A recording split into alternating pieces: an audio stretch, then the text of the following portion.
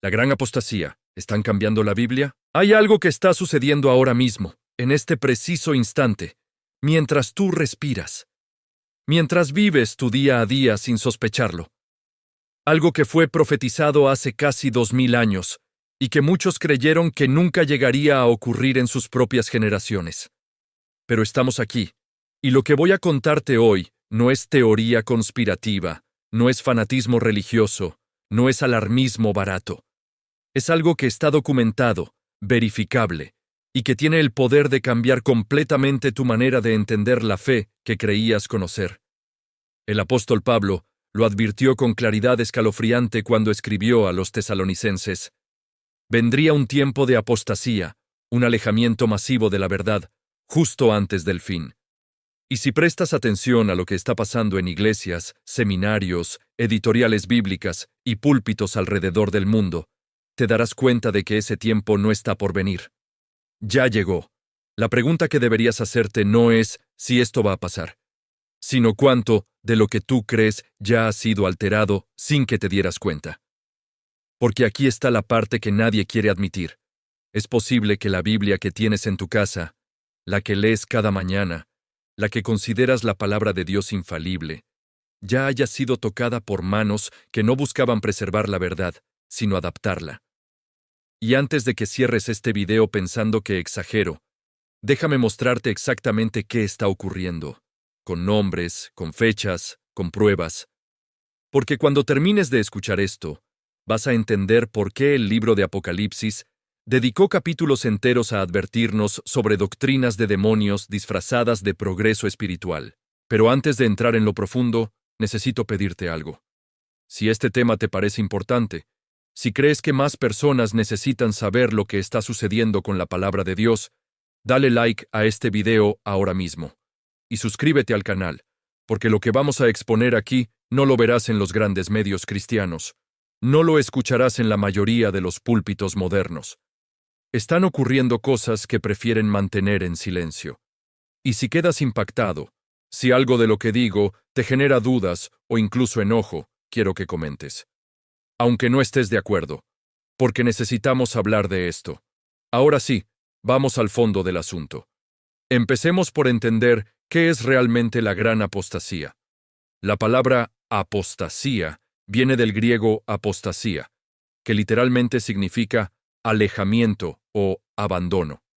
No se trata de personas que simplemente dejan de ir a la iglesia. Se trata de un abandono deliberado y progresivo de la verdad doctrinal.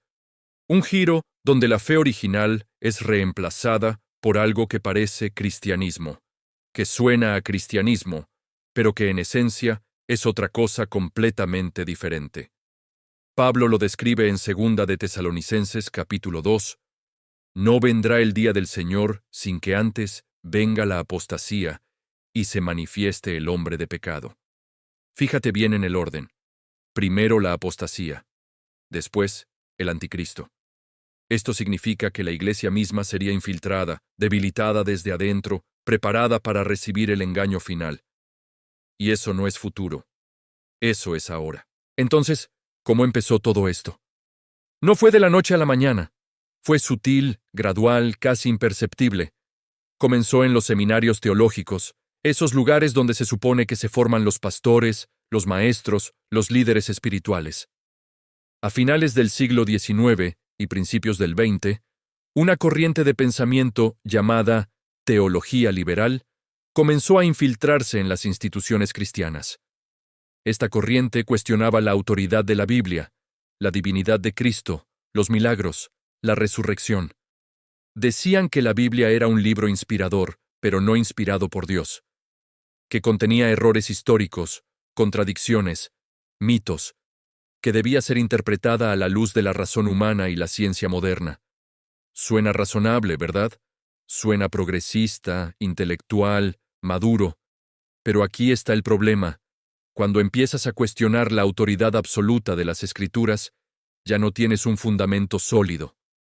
Todo se vuelve relativo, todo se vuelve opinión. Y lo que ayer era pecado, hoy puede ser redefinido como amor, inclusión, justicia social. No estoy diciendo que la justicia social sea mala. Estoy diciendo que cuando la usas para reinterpretar lo que Dios ya dejó claro en su palabra, estás construyendo sobre arena. Y Jesús fue muy claro sobre qué pasa con las casas construidas sobre arena. Ahora bien, podrías pensar, bueno, eso pasó hace un siglo, en otros países, en otras iglesias. Eso no me afecta a mí. Pero ahí es donde te equivocas. Porque esa semilla que se plantó hace 100 años ahora es un árbol gigante que da frutos venenosos en cada denominación, en cada país, en cada continente. Hoy en día, hay versiones de la Biblia que han eliminado o alterado versículos completos. Hay traducciones modernas donde palabras clave han sido cambiadas para ajustarse a agendas contemporáneas. Por ejemplo, en algunas versiones recientes, la palabra homosexual ha sido removida o reemplazada por términos más vagos como pervertidos o inmorales, eliminando la claridad sobre el pecado específico que Pablo estaba condenando. En otras, pasajes que hablan sobre el rol del hombre y la mujer en la iglesia han sido suavizados o reinterpretados para no ofender sensibilidades modernas. ¿Te das cuenta de lo que está pasando? No es solo una cuestión de preferencia de traducción, es una alteración deliberada del mensaje original. Y si alteras el mensaje, alteras la doctrina. Y si alteras la doctrina, ya no tienes cristianismo. Tienes otra cosa. Pero seamos más específicos. Hablemos de ejemplos concretos. La versión Reina Valera, que durante siglos fue el estándar en español, contiene 66 libros, 1189 capítulos. Pero algunas versiones modernas han cuestionado la autenticidad de ciertos pasajes. Por ejemplo, el final del Evangelio de Marcos, capítulo 16, versículos 9 al 20, donde Jesús resucitado se aparece a los discípulos y habla sobre señales que seguirán a los creyentes. Algunas Biblias modernas ponen este pasaje entre corchetes o con una nota al pie diciendo: los manuscritos más antiguos no incluyen estos versículos. ¿Y qué hace eso en la mente del lector promedio? Genera duda. Le hace pensar, tal vez esto no es realmente palabra de Dios. Tal vez fue añadido después. Y una vez que plantas esa semilla de duda, todo lo demás queda en tela de juicio. Otro ejemplo, Primera de Juan capítulo 5, versículo 7, el famoso texto sobre la Trinidad. Porque 3 son los que dan testimonio en el cielo, el Padre, el Verbo y el Espíritu Santo, y estos 3 son uno.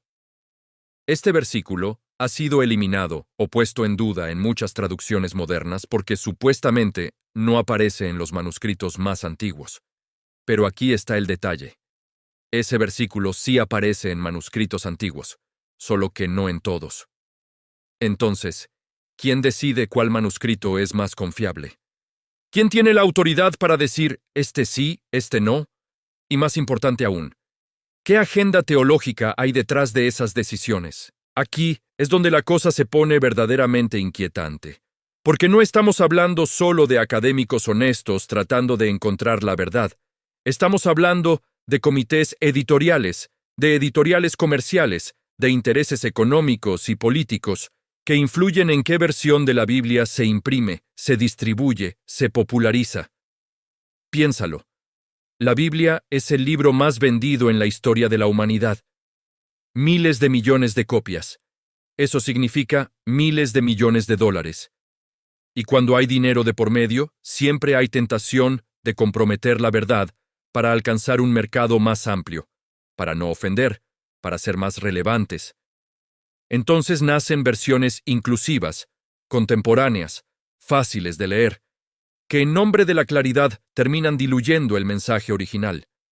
Y el creyente promedio, que no sabe hebreo ni griego, que confía en que los expertos hicieron bien su trabajo, lee esas versiones pensando que está leyendo la palabra pura de Dios, pero en realidad está leyendo una interpretación, una adaptación, una versión editada según los criterios de hombres que tal vez ni siquiera creen en la inspiración divina de las Escrituras. ¿Te parece exagerado? Investiga quiénes formaron parte de los comités de traducción de algunas de las versiones más populares. Encontrarás nombres de teólogos liberales, de escépticos, de personas que abiertamente niegan doctrinas fundamentales del cristianismo. Y esas son las personas que decidieron qué palabras usar para traducir el texto sagrado. Ahora hablemos de las falsas doctrinas específicas que el Apocalipsis advirtió. En Apocalipsis capítulo 2, Jesús reprende a la iglesia de Pérgamo porque tolera a los que retienen la doctrina de Balaam, que enseñaba a poner tropiezo ante los hijos de Israel, a comer de cosas sacrificadas a los ídolos y a cometer fornicación.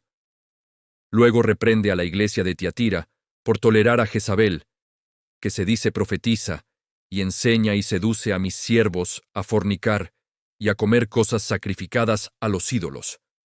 Fíjate en el patrón. No se trata de iglesias que niegan abiertamente a Cristo. Son iglesias que toleran doctrinas falsas, que permiten que maestros engañosos operen dentro de ellas. Y eso es exactamente lo que vemos hoy.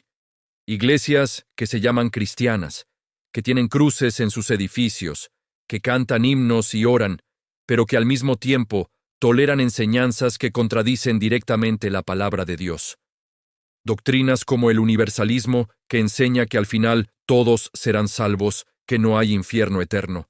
Doctrinas como el Evangelio de la prosperidad, que convierte a Jesús en un genio de la lámpara que existe para darte riqueza material.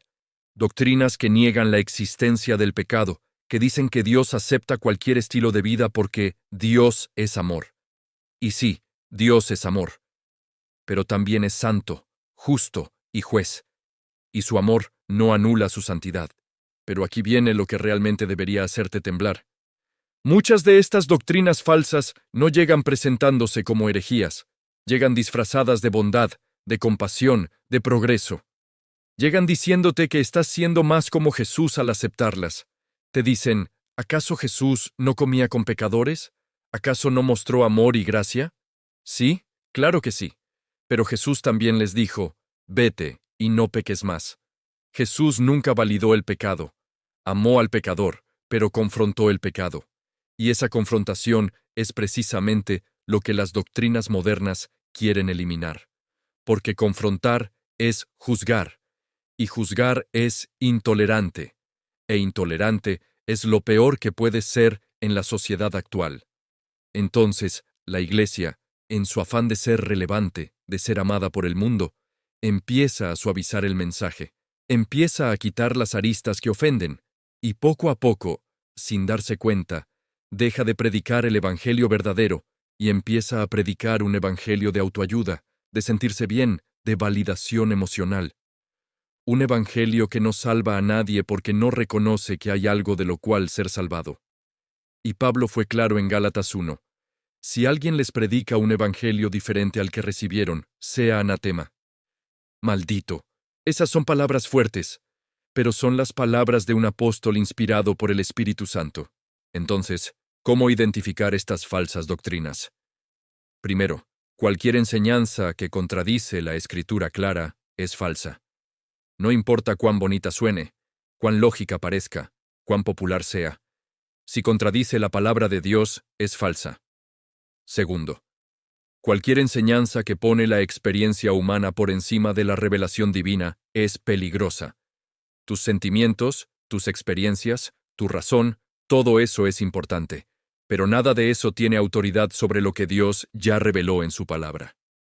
Tercero, cualquier maestro que constantemente minimiza el pecado, que evita hablar del arrepentimiento, del infierno, del juicio, es sospechoso.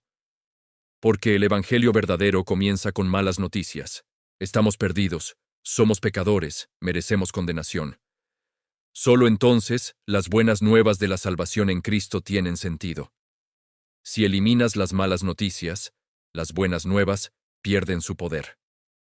Cuarto, cualquier doctrina que te promete bendición sin santidad, prosperidad sin cruz, victoria sin lucha, está vendiéndote una mentira.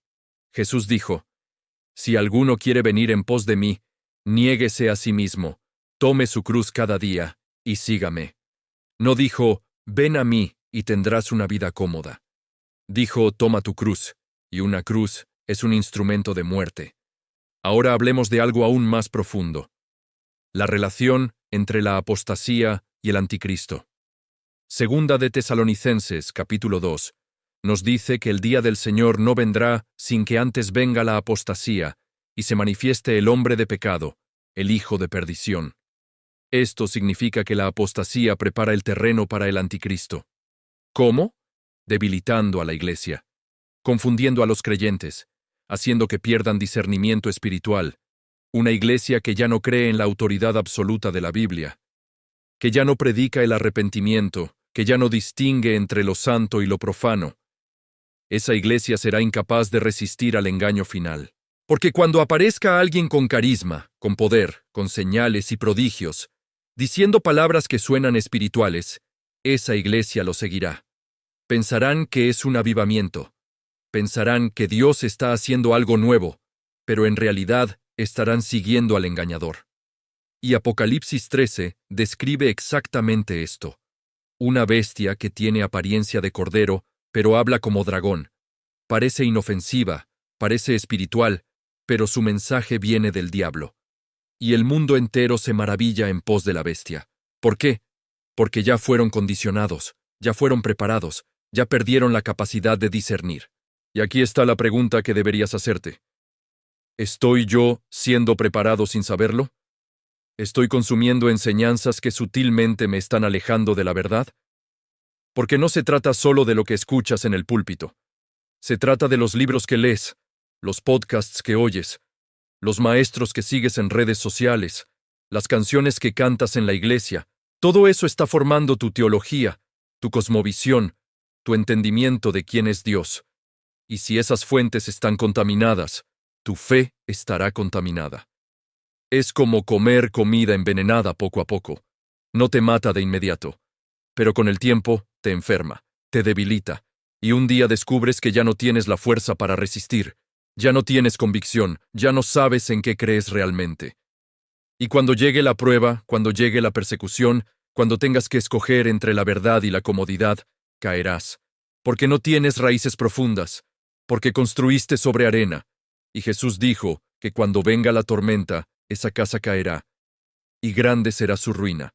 Permíteme darte ejemplos concretos de doctrinas que están circulando ahora mismo y que son preparación para el engaño final.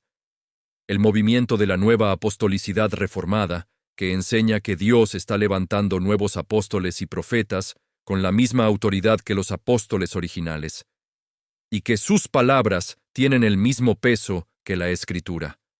Eso es peligroso, porque abre la puerta para que cualquiera diga, Dios me habló, y su palabra no pueda ser cuestionada. Luego está el movimiento de señales y maravillas, que enfatiza tanto lo sobrenatural que muchos ya no prueban los espíritus, ya no disciernen si un milagro viene de Dios o del enemigo. Pablo advirtió que el anticristo vendrá con todo poder, señales y prodigios mentirosos. Señales y prodigios. No todo lo sobrenatural es de Dios. Satanás también hace milagros. Los magos de Faraón también hicieron milagros. Y Jesús dijo que en el día final, muchos le dirán, Señor, Señor, ¿no profetizamos en tu nombre y en tu nombre echamos fuera demonios y en tu nombre hicimos muchos milagros? Y él les dirá, Nunca os conocí, apartaos de mí, hacedores de maldad. Fíjate, hicieron milagros, pero Jesús no los conocía. Porque el poder sobrenatural no es evidencia de aprobación divina. Otra doctrina peligrosa, el evangelio inclusivo o progresista, que reinterpreta todo el mensaje bíblico a través del lente de la justicia social contemporánea. No me malinterpretes. La Biblia habla muchísimo sobre justicia, sobre cuidar al pobre, al huérfano, a la viuda. Pero el evangelio progresista toma esos principios y los tuerce para justificar comportamientos que la Escritura claramente condena. Dicen que Pablo estaba limitado por su contexto cultural, que Jesús realmente no habría condenado ciertas cosas si hubiera vivido en nuestra época, que debemos reinterpretar la Biblia según nuestros valores modernos. Pero eso es exactamente lo que la serpiente hizo en el Edén, poner en duda lo que Dios dijo. ¿Con qué Dios os ha dicho? Esa es la pregunta más antigua y más efectiva del diablo, y sigue funcionando hoy, porque todos tenemos áreas en nuestras vidas donde la palabra de Dios nos incomoda, y cuando alguien llega y nos dice, ¿realmente Dios no quiso decir eso? Queremos creerle, porque es más fácil cambiar la Biblia que cambiar nosotros. Estamos llegando al clímax de todo esto, y necesito que entiendas la gravedad del momento en el que vivimos. No estamos jugando. No estamos hablando de diferencias denominacionales menores. Estamos hablando de la batalla por la verdad misma. Y el enemigo ha sido astuto. No vino con cuernos y tridente diciendo, vengan, adoren a Satanás. Vino vestido de luz, con sonrisa, con compasión, con palabras que suenan sabias. Vino prometiendo libertad, pero ofreciendo esclavitud. Vino prometiendo iluminación, pero trayendo oscuridad. Y la única manera de resistir es conociendo la palabra de Dios de verdad, no de oídas. No lo que te dijeron que dice, sino lo que realmente dice. Necesitas leerla tú mismo, estudiarla, compararla. Porque Apocalipsis 22, versículos 18 y 19, contiene una advertencia escalofriante.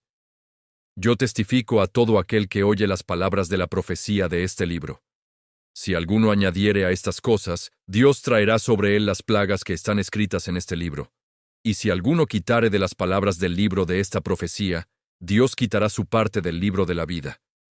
Añadir o quitar de la palabra de Dios no es un juego. Tiene consecuencias eternas. Entonces, ¿qué hacemos? ¿Cómo nos protegemos? Primero, vuelve a la Biblia. Lee versiones confiables, traducciones que han resistido la prueba del tiempo, como la Reina Valera 1609 en español o la King James en inglés.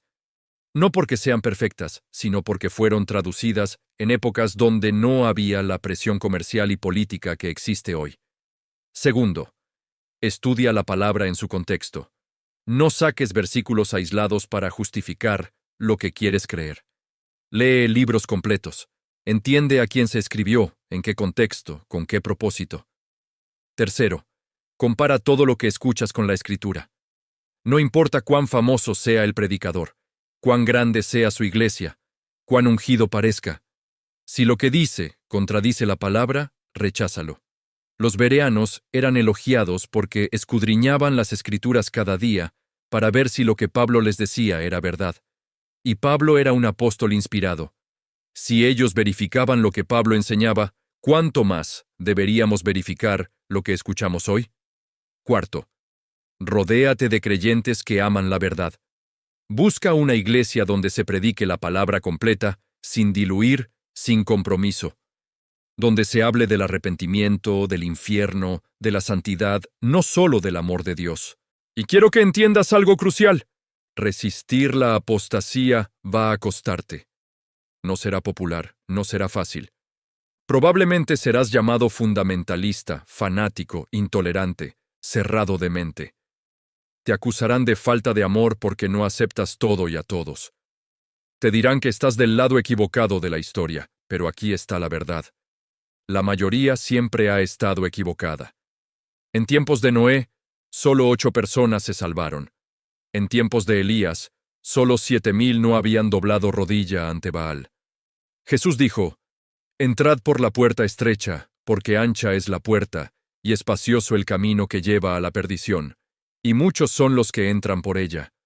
Porque estrecha es la puerta, y angosto el camino que lleva a la vida, y pocos son los que la hallan. Pocos. No muchos, no la mayoría. Pocos. Y eso significa que si estás siguiendo a la multitud, probablemente estás en el camino equivocado.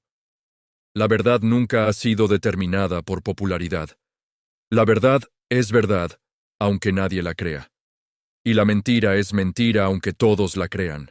Pero hay esperanza. Siempre la ha habido.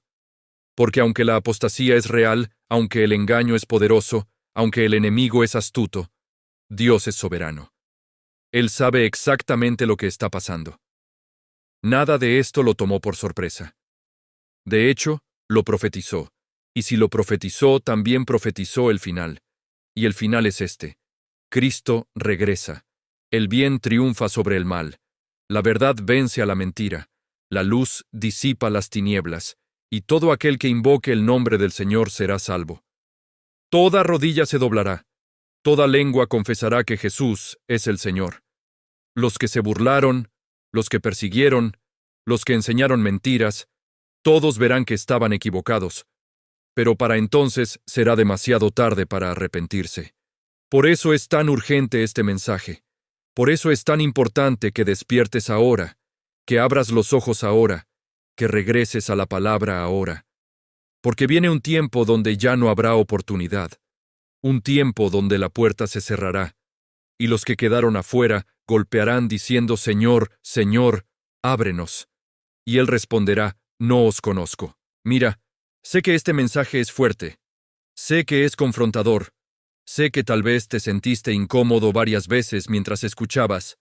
Bien, porque esa incomodidad es la convicción del Espíritu Santo trabajando en tu corazón. No la ignores, no la sofoques. Pregúntate, ¿estoy realmente cimentado en la palabra de Dios?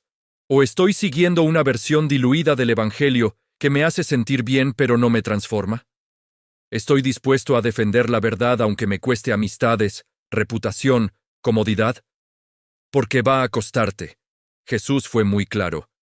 Si el mundo os aborrece, sabed que a mí me ha aborrecido antes que a vosotros. Si eres amigo del mundo, eres enemigo de Dios. No puedes servir a dos señores. No puedes caminar con un pie en el reino de Dios y otro en el reino de las tinieblas. Tienes que escoger, y esa decisión determinará tu eternidad. No la tomes a la ligera. No la pospongas. Porque no sabes cuánto tiempo tienes. No sabes si verás el amanecer de mañana. Y si esta noche Dios te pidiera cuentas de tu alma, ¿estarías listo? ¿Realmente? Entonces, aquí está mi llamado final para ti. Examina todo. Examina tu fe.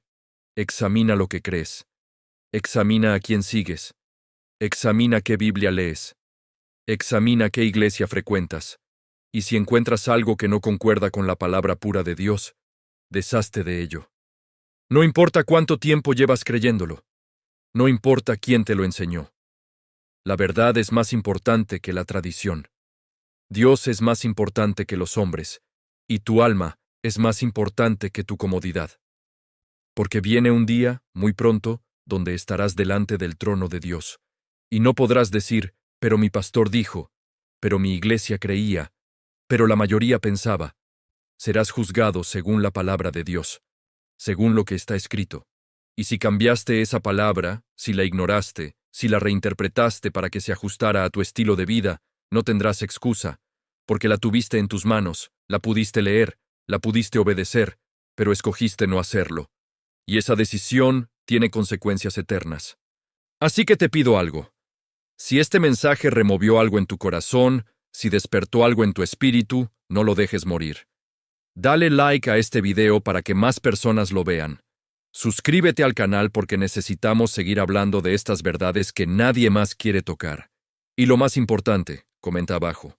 Dime qué piensas, incluso si no estás de acuerdo, incluso si crees que estoy equivocado, porque necesitamos tener estas conversaciones. Necesitamos debatir, cuestionar, escudriñar juntos las Escrituras como hacían los primeros cristianos. La verdad no teme al escrutinio. La verdad brilla más cuando es examinada. Y si yo estoy equivocado en algo, quiero que me lo muestren con la Biblia en mano. Porque mi compromiso no es con mi opinión, mi compromiso es con la palabra de Dios. Así que comenta. Comparte este video con alguien que necesite escucharlo. Y sobre todo, abre tu Biblia. Léela. Estúdiala. Vívela. Porque esa palabra es lámpara a tus pies y lumbrera a tu camino. Y en estos tiempos de oscuridad creciente, necesitas esa luz más que nunca. Que Dios te bendiga, que el Espíritu Santo te guíe a toda verdad, y que nunca, jamás, cambies la palabra eterna de Dios por las mentiras temporales de los hombres. Nos vemos en el próximo video, y recuerda, la verdad te hará libre.